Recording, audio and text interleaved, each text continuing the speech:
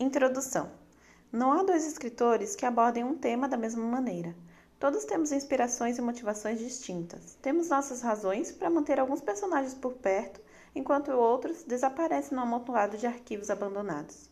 Pessoalmente, nunca entendi por que alguns dos meus personagens adquirem vida própria com tanta intensidade, mas sempre fico feliz quando isso acontece. Esses personagens são os que recorrem menos esforço para serem escritos, e por isso suas histórias normalmente são as que vão adiante. Bree é uma das personagens, e é a razão principal para essa história estar agora em suas mãos, e não perdida no labirinto de pastas esquecidas em meu computador. As outras duas razões se chamam Diego e Fred.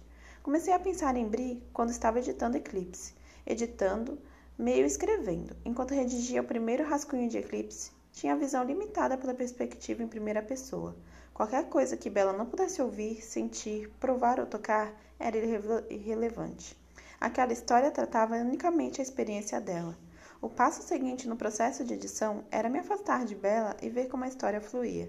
Minha editora, Rebecca Davis, teve grande papel nesse processo. Ela me fazia muitas perguntas sobre coisas que Bella não sabia e sobre como poderíamos tornar mais claros alguns trechos específicos dessa história. Bree é a única recém-criada que Bella vê. Por isso, a perspectiva dela foi a que primeiro me atraiu quando passei a considerar o que estaria acontecendo por trás das cenas.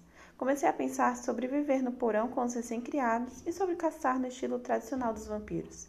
Imaginei o mundo como Bree o enxergava, e foi fácil fazer tudo isso. Desde o início, Bree estava muito clara como uma personagem, e alguns de seus amigos também ganharam vida sem nenhum esforço. E assim que normalmente acontece comigo. Eu tento escrever uma breve sinopse do que está acontecendo em algum trecho da história e acabo criando um diálogo. Nesse caso, em vez da sinopse, eu me descobri narrando um dia na vida de Brittany. Ao escrever sobre Bree, coloquei-me pela primeira vez no lugar de um narrador que era um vampiro de verdade, um caçador, um monstro. Tive de olhar para nós, humanos, através dos olhos dela, vermelhos. De repente, éramos patéticos e fracos, presas fáceis, sem nenhuma importância além de ser um lanchinho saboroso. Senti como era estar sozinha entre inimigos, sempre alerta, sem ter certeza de nada, exceto de que sua vida está em perigo. Mergulhei em um tipo inteiramente diferente de vampiros, os recém-criados. A vida do recém-criado era algo que eu ainda não havia explorado, nem mesmo quando Bella finalmente se tornou uma vampira. Bella jamais foi uma recém-criada como Bree. A experiência foi fascinante, sombria e, em última análise, trágica. Quanto mais eu me aproximava do fim inevitável, mais queria ter terminado Eclipse de um jeito um pouco diferente. Fico imaginando o que você sentirá por Bree. Ela é uma personagem muito pequena, aparentemente trivial em Eclipse. Vive apenas 5 minutos do ponto de vista de Bella. No entanto, sua história é muito importante para a compreensão do romance.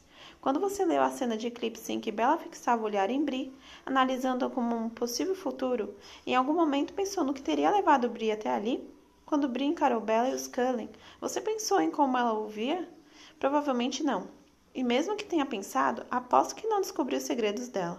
Espero que acabe gostando de Bree tanto quanto eu, embora esse seja um desejo meio cruel.